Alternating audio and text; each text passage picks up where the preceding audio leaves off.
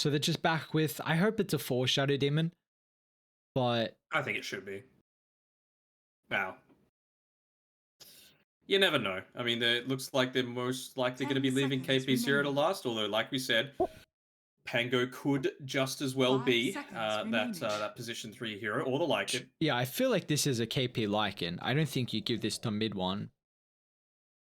I just, do you feel like, mid You one's, never know. I mean, he can, like, I really like mid one on some fast tempo heroes, but they also really like giving him at least a win condition to secure late game. So I'm intrigued if Lycan will be the choice. I mean, they have heavily counted the Lycan if it is a 1. Mars, Tide, Gyro.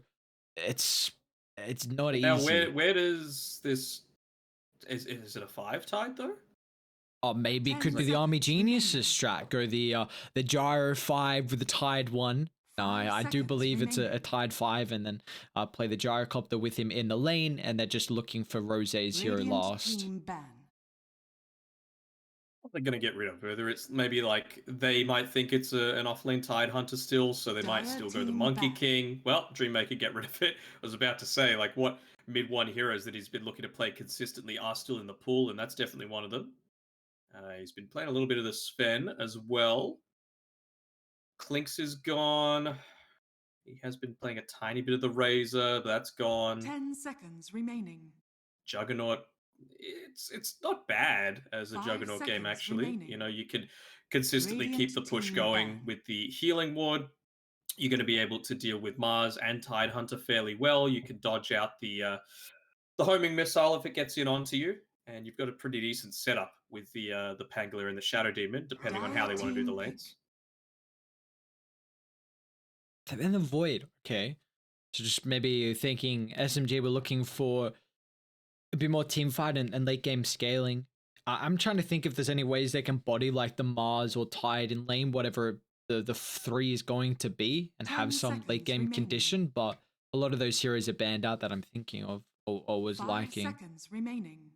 Yeah, I think Lifestealer or Juggernaut is the way that they're probably going to go here. Just things that are good in lane and as well have pretty early timings to be able to contest against this. Like, it's a fairly tanky Dreammaker lineup, particularly with the Mars and the Tide Hunter. Gyrocopter, you need to get through those two heroes first, so I feel like he's going to be able to lay in with the Flak Cannon, but you know, if you've got someone that doesn't really care about all of that and is able to dish out a decent amount of magic damage, which I feel like both the Lifestealer and the Juggernaut are able to do, you can even just itemize into a Maelstrom, then I think you're sitting fairly confident and solid. Could they even think about like a Terrorblade because they have the Shadow Demon to combine with him? Like just the extra illusions that you can provide is nice, and you're very high armor, so the gush isn't too much of a worry. Sure, but I feel like going into the Mars with the arena is going to be a little difficult. I Yeah. know it's like you've got team it only picked. lasts for what 5-6 seconds or so, and yeah, they're going to go something aggressive again. And the Slark, it loves fighting against these tanky heroes, and Rubik is pretty much food. You know, you don't want to be going this super defensive item build with Rubik. You know, you need that Aether Lens, you need that Blink Dagger in order to 10 get anything seconds done. And remaining. well, I feel like a Slark's gonna pretty seriously hinder that. Might even force him to 5 go into a seconds 4-staff remaining. instead, just to be able to survive against the Slark and prevent the setups with the Lina combos. Dreammake, you're going to need a little bit of AoE magic damage. Lesh is one of the better ways to deal with Slark, but you're against a Shadow Demon. I think the Purge is a great way to deal with him, so they might take him off the cards. Is there any... I mean, there's a lot of 2s that are banned out. Is anything standing out that could fulfill that role? And you need to consider that it needs to be something that deals with push as well, right? So something like an OD, which might be nice at being able to deal with all of that damage, is not going to be so great against this heavy push. They couldn't go a Wyvern mid, could they? No, Invoker. Choose your hero. Okay, I mean, it is some damage that's able to go through all of that for Rose. That's going to be a 3 Tide Hunter and a 5 Mars. Do you like the Invoker? I mean, I don't think there were many heroes left that were viable. I think Like, it gives you like a late game just win condition with Ravage. Cataclysm. Yeah, I mean, you probably already had Chidori that would have been very farm, but it gives you like an immense amount of team fight opportunity. The only issue is I feel like SMG, like mid one Slark is he's Do you think you're getting to late game? Is the question. yeah, that's for what I'm Dreammaker right just now. gonna ask. Like, can SMG run over this game? They have very much countered the Lycan, but can Lena and Slark pop off? I feel like Moon's Lena has always been one of those heroes that, despite his form or whatever you want to call it, he's always been one of the best in the world in my eyes. You know, TI9 Moon carried so many games for Mineski when he was playing on them back in the day. But it's going to be a pretty interesting matchup. I feel like Nevermind's going to have a bit of a difficulty against the Slark, of course, in the laning stage, and it's very different with this Mars, right? The arena, despite the fact that it is quite a large area that it encompasses, it's different to the position 5 in that you don't have a lot of natural tankiness like you have with a Kraken Shell. You're not able to soak up ganks quite as easily. And I feel like the Ravage is such a huge range that a position 5 Tidehunter makes a bit more sense than Pos 3. And that's even without taking into consideration the fact that now you've given up that easy setup. Like you can't lift into spear into a tree, right? You've only got the slow into a lift, which might not be enough damage to be able to take out one of these tankier heroes in the lane. Like Rogi's going to live for a lot of the time because he's got the shield crash, and I doubt mid one is going to put himself in too risky of a position. But I mean, what am I saying? This is mid one we're talking about. Yeah. And on the Slark as well,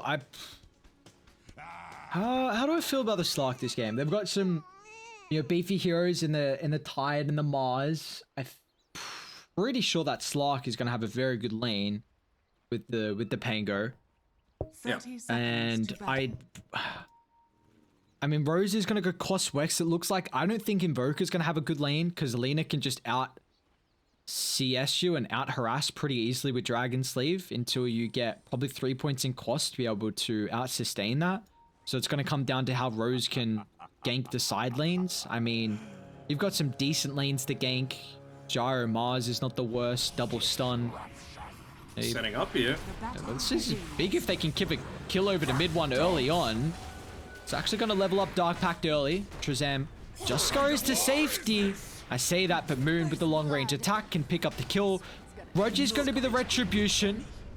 It will trade a 1-for-1, but more importantly, it will be Moon finding first blood.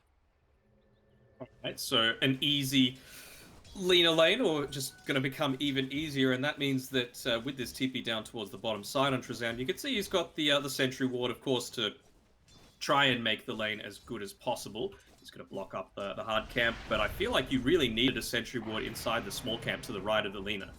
Because, like we've been saying before, he's going to be able to shove out this lane and then just go back and get essentially like 1.5 waves of farm in the time that an Invoker gets one. Top lane, there's already a lot of action going on. Mid one, and Nevermind trying to go blow for blow. So he's had to eat through an early salve, but is for mid one the recognition that there's going to be a lot of spam in that lane. Simultaneously down bot, Chidori and Trezam trying to push back Arfu, only level 1, but it looks like the homing missile stun lock is enough to get a couple extra right clicks in. It was a little low on the mana, unfortunately. The disruption not able to have maximum impact. And, well, mid one, he's always happy to fight, but there won't be too many people happier than him, the fact that that rune engagement happened, because he had the magic stick at the time. He's converted it into a wand, so he's going to be able to continuously try and make these engagements happen onto CZY and Nevermind. Roger as well has got his own stick, which might be enough to get him to safety. See, the Rubik was one of the heroes that got buffed up a decent amount through the last patch. So we'll see how much this is going to impact at least him in this game.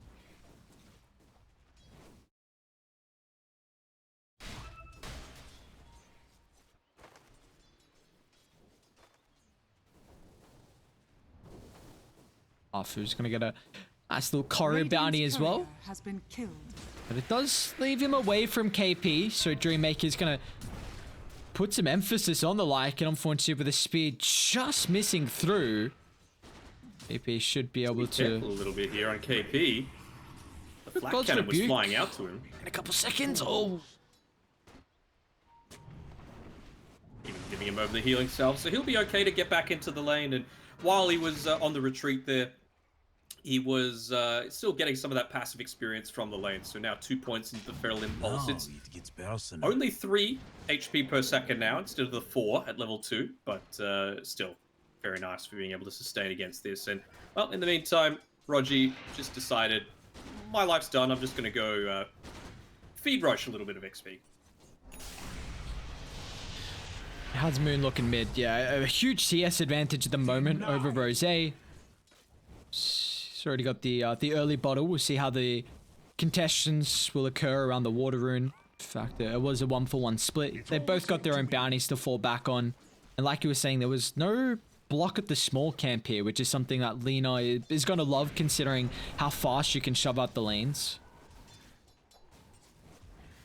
I think we were both in agreement when we saw those patch notes saying that the Lina's laning stage is going to be nerfed at a decent rate, considering that Light Strike array, just the base cooldown at level 1 from 10 to 13 is definitely a big change. Yeah, for sure. For those that aren't aware, the big change is the fact that Fiery Soul lasts for 12 seconds, and your cooldown is now not 10 seconds on level 1 Light Strike array. It's now 13, so you're not going to be able to use just the one spell to consistently refresh your Fiery Soul. So a lot less harass in the laning stage, but still, it's a very strong hero just to be able to continuously keep pressure up against your enemy mid. Prevents them from making rotations while still having a lot of strength in your own lane. Big props to how Dreammaker have been able to play this top lane. They've done a lot better than I was expecting. I thought the Slark and Pango found a kill very early on, but never mind opting for this Orb Corrosion rush. Is almost has enough gold for the recipe, and CZY has done a pretty good job as well to zone out the Pango from afar, not giving him as many opportunities to find and trade with the shield crash. I suppose, but the other side of that is, you know, you're just giving a ton of space over to mid one. He's already level 4.5. He's looking to harass and trade with Nevermind here. Has to be a little bit careful about going too far forward on the Tide Hunter. Yes, he had a few... Oh, is he going to get the Fate Bolt off onto mid one? No. Going to get that perfect positioning in again. Mid one's going to be cautious. Dyer's That Anchor Smash gives you a lot of mitigation here to trade, and Roger's going to fall as well, so I feel like you're really wanting this Slark lane to get kills out of it, especially against the Tide, and how you can body a tanky hero, but getting up those 2 kills and you see the instant tips back going the way. Even a full creep wave going underneath the tower. Like, all those creeps were basically on about 20% HP, so that's a lot of experience now being lost for the Slark, and you know what should have been an advantageous lane for them. Remember, this was their last pick overall, so you understood completely that this would be going into a Mars or a Tide Hunter, and they haven't been able to take advantage of it just yet. Lane have some movements coming through. Mid one, you couldn't die again here, could he? CZY's nearby. Anchor Smash turn. And one more right click, though. CZY backed off. Oh, he's still in trouble. He wasn't expecting the infused raindrops. Are they gonna find him? They see the cut down tree. Okay. I wonder what the comms are like now. Like, Rogi, where's my salve? Does Rogi got? What's coming out? Okay, he's got a salve on his. He's pretty. He's that's the classic carry. See, Rogi is 120 health, but he's gonna feed the salve over to mid one.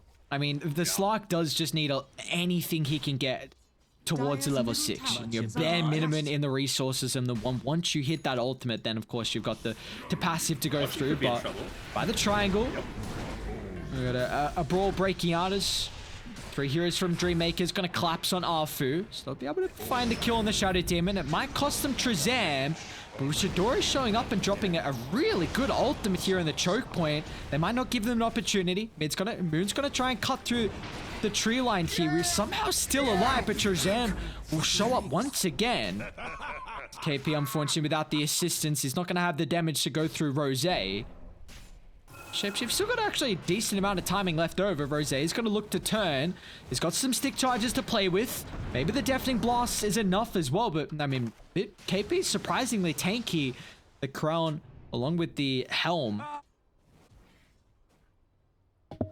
Sweaty palms with all that stuff going on. Like, Rose could have TP'd away at any time if he wanted to, but there aren't too many heroes that can contest up against a level 6 Lycan.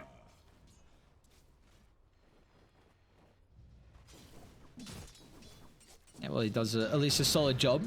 We saw the trade come through regardless, but they're, I believe, looking to slow down some of the stacks that Moon was farming. I think he already gained a couple, and yeah, Moon's already even back to the jungle, and they're trying to give over a little bit of space to Rogi. Find that solo experience. He's only level 3 at the moment, 8 minutes in. His support as well in Arfu is also level 3, so it will need some me time on the SMG supports.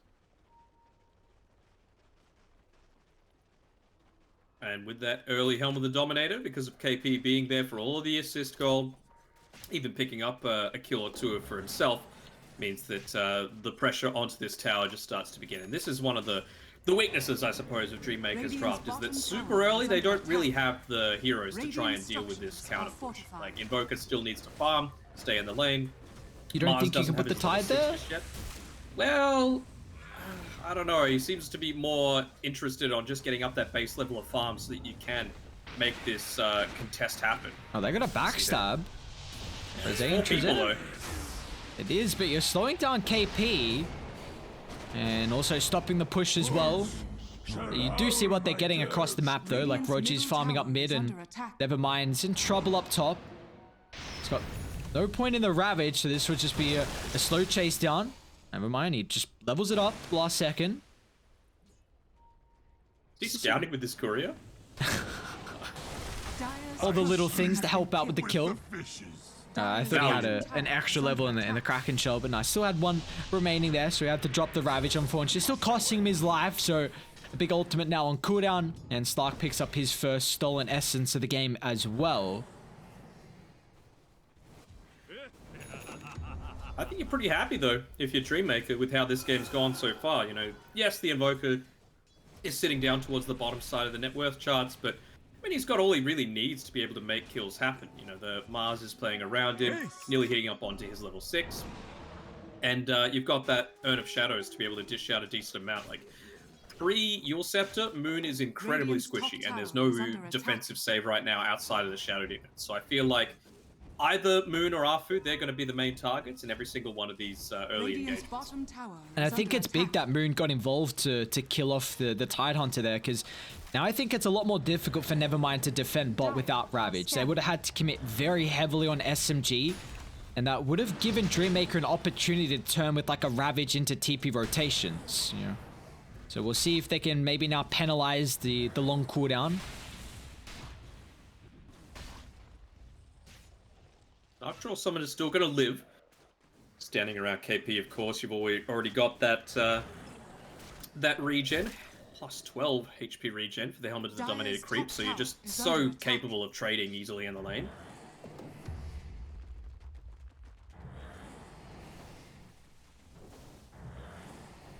See previously that the Lycan position ones have been liking the, well, at least for 458. The helm of the helm dom into some different set of items, not the helm of the Overlord rush. Feel like it's going to be different here on KP, just back into the Overlord as a position 3. Nothing too fancy. Nothing too fancy. I mean, I feel like KP, his item builds are oftentimes very predictable, but they're predictable because it works. And Helm of the Overlord, one of the ways that he likes to go super early on, basically most other pos 3s, he's a big fan of the Midas. Dire's top tower is under attack. Jinboon are trying to find a kill up top here. They see Trezam in almost like a bodyguard position to protect Chidori. Is going to give He's gonna need to enough protect time now. to find it, maybe some distance away from the Rolling Thunder, but still, he actually goes back in. As Moon taking a decent amount of damage. Rose is going to keep the combination, and they'll just trade the 2 for the 1. But it looks like SMG bring the extra numbers here for the fight. I have to try and turn to deal with Trezam instead. Rose is a bit more difficult of a task. But it's got some backup in Trezam, so KP Shapeshift will provide them nothing. And in fact, Rogi just will scurry away as well. So a bit of a commitment from Dreammaker to try and protect Chidori's. They bring all 5 heroes, and meanwhile, mid one is still farming incredibly well.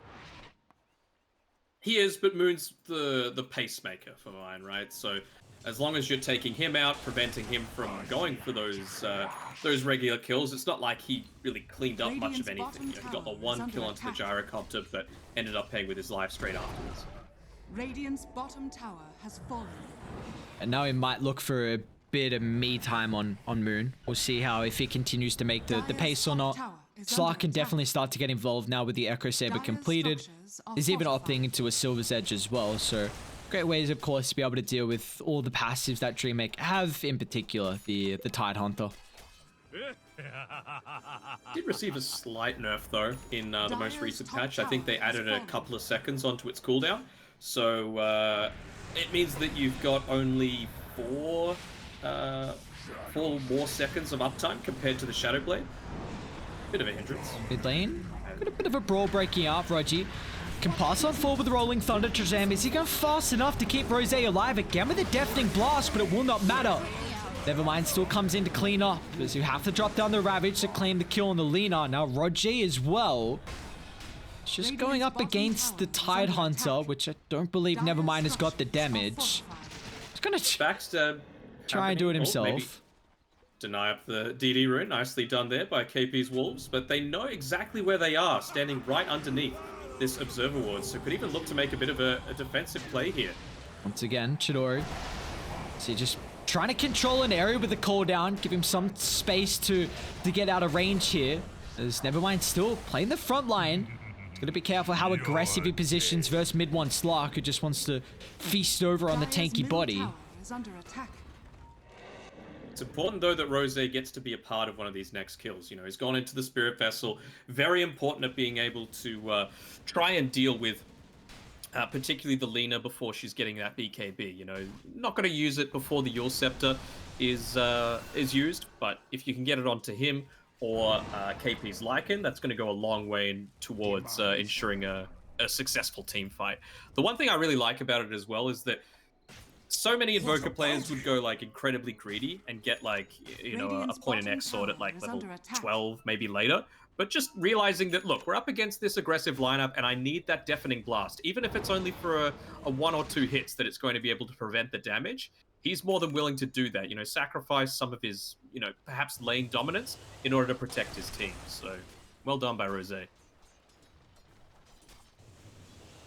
And it's nice that the disarm duration is buffed up from the Wex. So we've just seen multiple times how it's been able to affect KP's aggression in a lot of the shapeshift usages, and I feel like that's going to continue on for quite some time. He's closing on a decent timing the Helm of the Overlord, just needing about 450 gold until that one's completed. Middle tower is under attack. Just little things that Rose's doing well, you know, making sure to pop the Alacrity onto the Siege Creep. He tanked a few of the tower hits as well, so, you know, even though you're up against this Lycan lineup, the mid tower, as it stands right now, is looking more likely to go down for Dreammaker instead, so they should be feeling somewhat confident here. Again, no Midas on KP this time around, so it's all about the key timing. Picking up that Helm of the Overlord, maybe waiting for his level 12 as well, just for that 15-second reduced cooldown versus the level 1. It's no Midas on Rose too. He's going to opt into a BKB, so he's not looking for the scaling build as much. Feels like he really needs the items to prevent this mid-game timing that's soon to come from SMG. I don't hate this at all. Just relying on Chidori to be able to get a good amount of farm, and speaking of him, he's already got the Dragon Lance and the Ag Scepter, so certainly secured that. Chidori's done. Blink Dagger for Nevermind. If they can catch out Moon, this would be a pretty big kill. bit deep and they don't have vision at the moment. They're trying to play with their KP own though. wolf, but Rosé's in trouble. He's split from the Tidehunter, who needs to be the bodyguard for your squishy heroes, no. and he won't be successful at doing so. Now CZY is going to give up another kill as mid one will start to stack up the essence.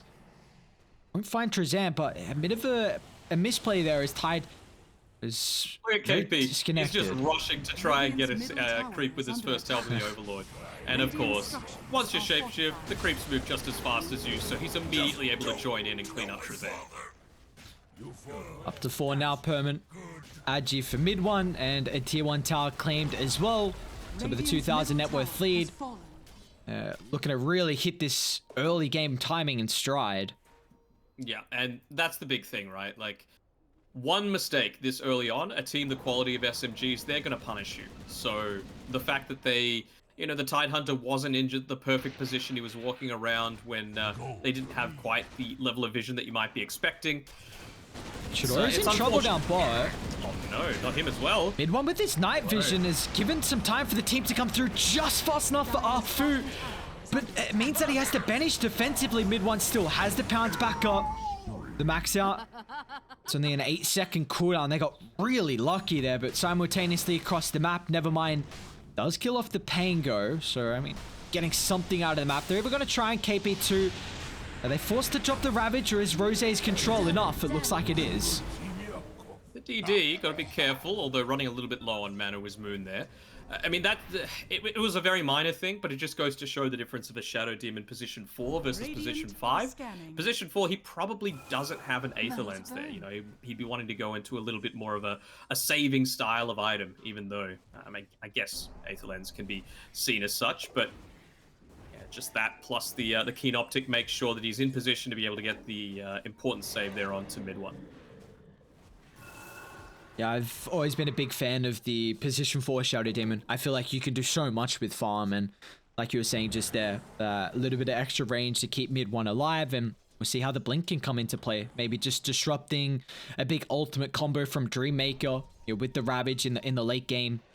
Potentially Aghanims as well, another break to deal with the Tidehunter, maybe to kite the Gyro as well. So you know, if he wants to go down that route, then they have the capability, and Arfu is quite the high caliber position 4 player. Oh, of course, and well, even picking up a Quicksilver amulet for his team. I'm sure Slark would love to have that. The other thing as well is that, like you mentioned, he's getting closer and closer to that blink, being very greedy with the farm that he's able to obtain for himself.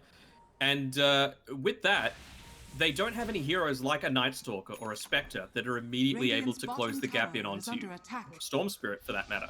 So Arfu, once he picks up the Blink Dagger, he's going to be able to play super defensively and ensure that any kind of big team fight combination is pretty easily disrupted. You know, give Moon, for example, the chance to get off his BKB and survive into the later stages of a fight. Does look like Moon's the target. He can use off the Cold Snap if need be. Roger's even going to charge up a pretty defensive Rolling Thunder, just give Moon ample time to reposition. I don't think they want to stick around on SMG. Moon's going to be cautious though. They're going to drop the Ravage and the Burst. Wow, it's so much. Chidori, just one side gunner attack with the Alacrity was plenty. And that's the difference there, right? Like, if you've got the Shadow Demon around, potentially you get the save off, but he's still not quite picked up the Blink Dagger just yet. Actually, scratch that. He has, with being able to keep this bottom lane pushed out and even rotating up towards the top side.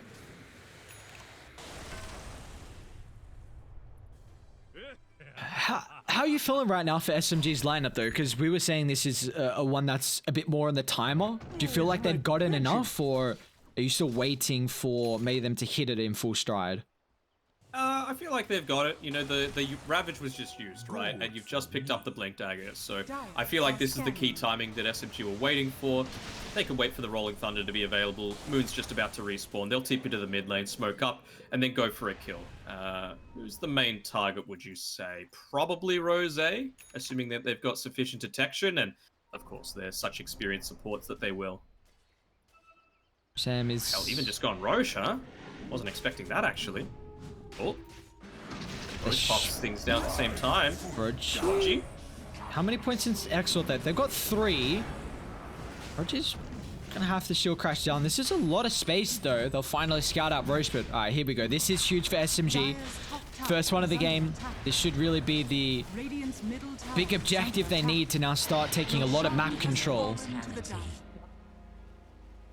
Again, just the choice to be able to go in for that when Ravage wasn't available, and well, unfortunately for Trezam, he did end up TPing all the way back to base, so was no way that Dreammaker were going to be able to contest that. Have you seen the itemization from Nevermind as well? He's back into kind of the greedy Tide build that he likes. Sure, I mean, they're decently magic damage oriented with the Invoker in terms of things that can quickly clear out a Lycan Horde, but considering the fact that, you know, the Wolves have such high magic resist, hell, even the Ancient Thunderhide sitting at 50%, I feel like you're going to need that physical damage. Charging on full for Chidori. They might just blow the first life here. Mid one's got to be cautious. Core down. Is it enough? It is. Chidori forced to pop a very defensive use of the BKB. We'll see if they can reset for the second life as round 2 ready to rock and roll. Mid one is actually disengaged his position. They're hunting down Chidori. Gonna get back to safety. Another great use of the Deafening Blast. Now with a Ravage simultaneously clipping up multiple heroes will give them the opportunity to clean up the Lycan. They'll target down Moon secondary. A great start to the fight here for Dreammakers. Now they're gonna blow mid one. 3 down. Transition into a 4th as well as Dreammaker don't give a damn about the ages. And I've been really impressed by Dreammaker. Just their little positionings, you know, they got the Cold Snap in onto KP. So even though he was on about 100 HP, Chidori just making the choice to turn around, use the Rocket Barrage, have the homing missile firing in onto him, and with the Deafening Blast as well, just baiting him that one step further to be able to take him down. These open qual teams, man, they're pretty damn impressive. It just again shows how close Southeast Asia is, but I'm worried now for SMG. Felt like they were quite on a timer and Dreammaker had gotten through the stage I was worried about. See, another fight potentially break out. Ultimate's still not at the ready. Well, Lycan's going for the Aghanim Scepter. So, I think there's one more opportunity for SMG with second Roche. If they do not get this, then feel like Dreammakers are, yeah. I mean, Tide's almost got a Daedalus too. So you're okay with the build that he's going against the Lycan Swarm? Yes, okay. Just because. I mean, it's also, when you think of the Anchor Smash, right? It's going to be another way that you're going to be able to deal damage to a Slark, even if he's on top of you trying to deal. Like, you can just turn it straight around. Rose is very far forward. I have to pop BKB into... Just never mind. That's a huge crit. He's in trouble, though. They're just going to eat through the tanky Tide Hunter. He's got no reinforcements coming on over, so they're going to feed another essence over to mid one. Instant drop in the my bad. Immediately going for 4. Oh. Trezam set up here onto Moon, but it's a bait. I'm surprised he went for the jump in. Dire were around the mid lane to connect with Moon. You didn't have the damage to be able to pick off Moon with just 2 supports. Nice steal though. Rubik picking up the Light Strike array with, of course, his cast range, Keen Optic, Aether Lens. He's going to be able to provide a whole lot more team fight prowess for them. Fu, who's he caught out? Aggressive jump forward. They're gonna be careful how deep they dive, but I guess with the Tide Hunter down, they're not too worried. And mid one's damage as well. They'll chuck out the Laguna. Chidori forced now to use a very defensive BKB. Dreammaker have to be very careful. They've been so good every single time they've been able to fight as a complete team, but not if you go one at a time. Again, has to pop the BKB. They're just expending little bit by little bit. You know, that's 2 BKB charges, 1 on the Invoker, 1 on the Gyrocopter. So even though they don't die, they're not going to feel confident enough to be able to make this next aggressive attempt. Never mind going into the Aghanim Shard next. I like it. It means that if they do look to win a team fight, they've got the ability to convert that into an objective as well. Just with the Anchor Smash being able to hit in onto towers. Feels like SMG are going to have to play a lot around the in and out style. See if they can dodge an ulti, kite a BKB, you know, pop your heads in, pop them back out. Don't stick around for too long, because if Radiant hit your combos, then we can see the damage can really start to stack up.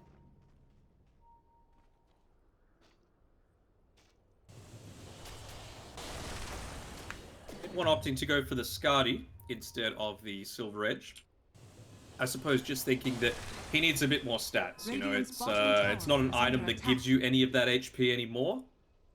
Obviously taking away the ultimate orb component, so feeling like this is going to be the way that he's going to be able to stand in the front of these team fights and allow Moon to perhaps play a little bit more of a role in the engagements moving forward.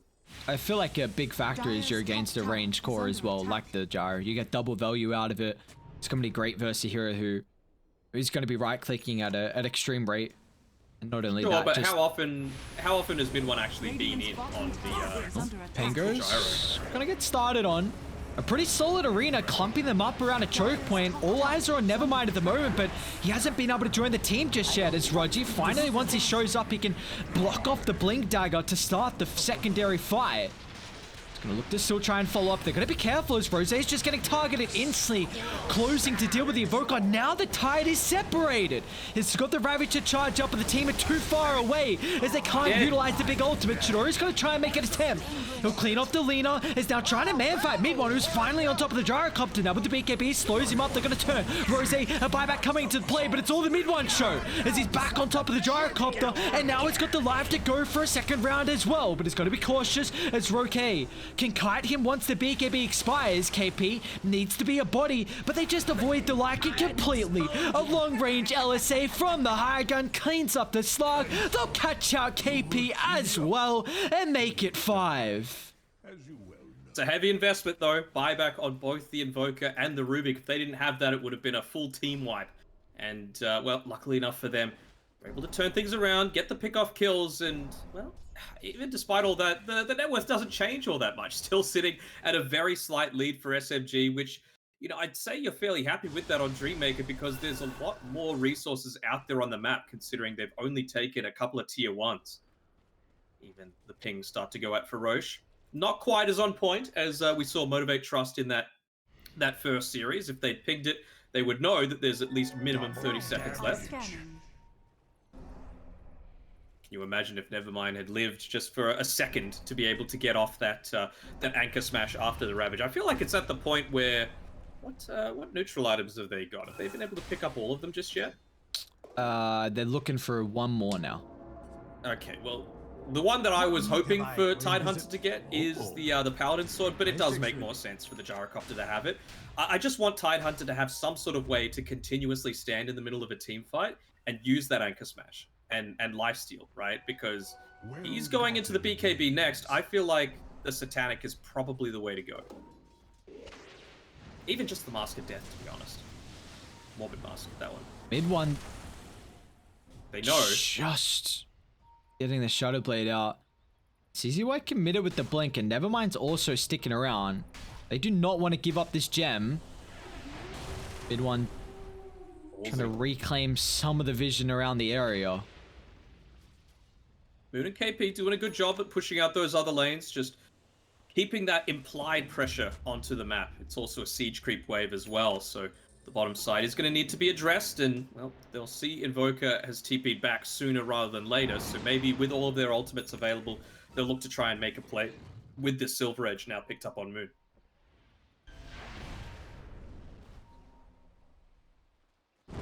Looks like at least they had one person be able to build into it. Potentially later on, Mid One can opt for that on the Slark, but still see he's working on the Skadi. What is Arfu? Okay, Arfu is going for the Aghanims as well. So he's got one component, enough for the secondary as well. But Aghanims freshly completed. This is a good timing here for Dreammaker. So don't have to commit too heavily to blow up the Pangolier. Gyro has the Satanic as well, with the assist gold coming from that, so nicely done there for Chidori. He's going to position himself up towards the top side. Only 30 seconds left until that Roche, but again, Moon is just playing a little bit of Rakdo, trying to force them back to the base, forcing a couple of TPs to come through as CZY Gets the Oh, initial nice use of the start. That'll be LSA. enough. That should be perfect. Oh, CZ, why? I mean, there are some solid abilities to steal, but LSA feels like one of the better ones this game, along with Rolling Thunder, and that's really all you need. We're seeing what he's able to do with it. You know, some late game Rubik Dota can get very difficult to deal with him with all this Dire's chain middle lockdown. tower is under attack. Yeah, and we've got the scouting buddies both inside the Roche pit. The Forged Spirit and the Lycan Wolf, the buddy cop comedy that everyone always wanted. They both see that Roche just came available. Honestly, I mean, this is the timing that I... Wait, mid one. Great timing with the Dark Pack. Rose is a bit of a compromised position. They're still waiting for perfect timing on the Ravage. It's a bit too late though, as mid one protected with the BKB is trying to clean off Rose.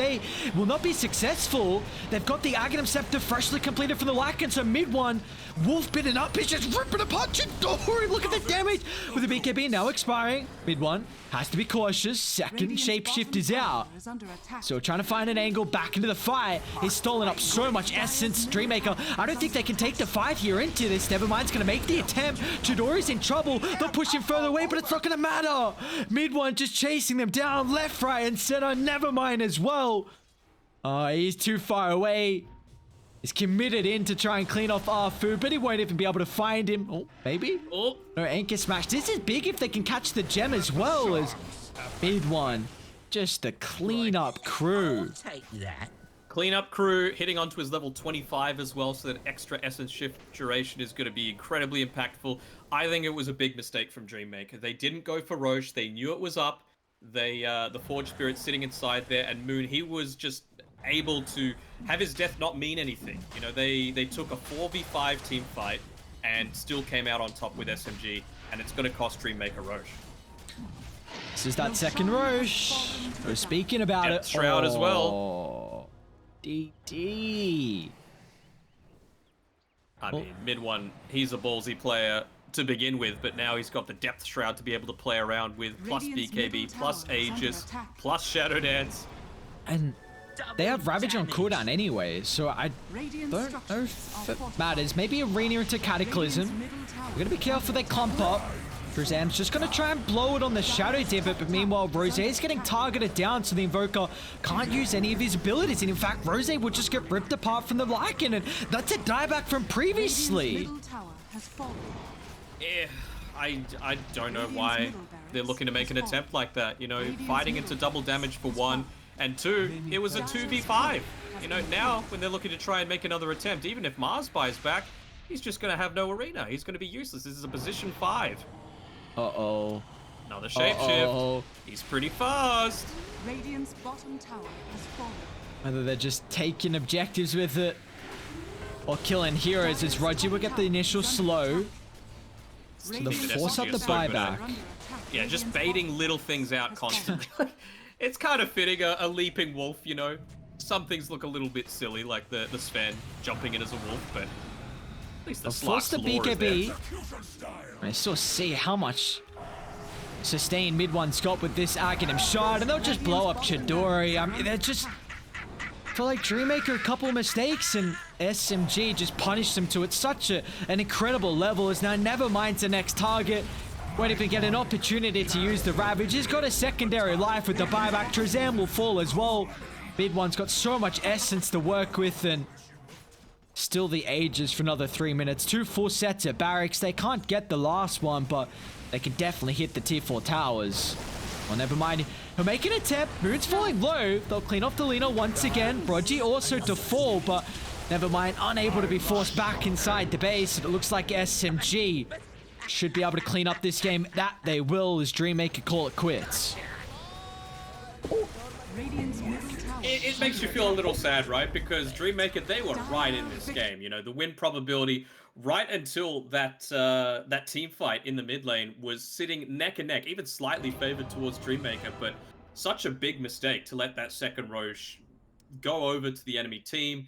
I suppose maybe feeling confident that they could take a team fight without the Lina being available, but you had every ultimate possible. Like, Roche is exactly where you want to be fighting against SMG, but instead just taking it around the mid lane, meaning that KP was able to go to work alongside mid one with the shapeshift being used. A great great punishment coming through, I think, is the best way to put it there for SMG. They might have only been like 2 or 3 mistakes that Dreammaker made, but they were big mistakes and they were very heavily answered. Yeah, and they were at a very important time in the game as well around that second roast. You give a window to SMG to potentially find the Aegis and Aghanim shard, and we saw what they were able to do. It really felt like, though, some of the fights were starting to go Dreammaker's favor. They were building momentum, but until we saw the Aghanim Scepter picked up on KP, that one fight where they, initially gave it over to mid one, it really felt like it just at least halted the game and maybe stopped a little bit of the momentum that was really starting to build from Raiden. And then from there, we saw the mistakes come into play, and SMG were able to punish at such an exceptional level as what we've come to expect from the team that have only lost twice so far throughout the group stages. And they're looking to keep these 2 losses for today. We'll see if Dreammaker can make it a third. Otherwise, it's going to be difficult to come back from this considering, but there are still some silver linings with how well they're able to play. The question is if they can transition it into the second game and potentially tie the series, but we'll find out after a short break.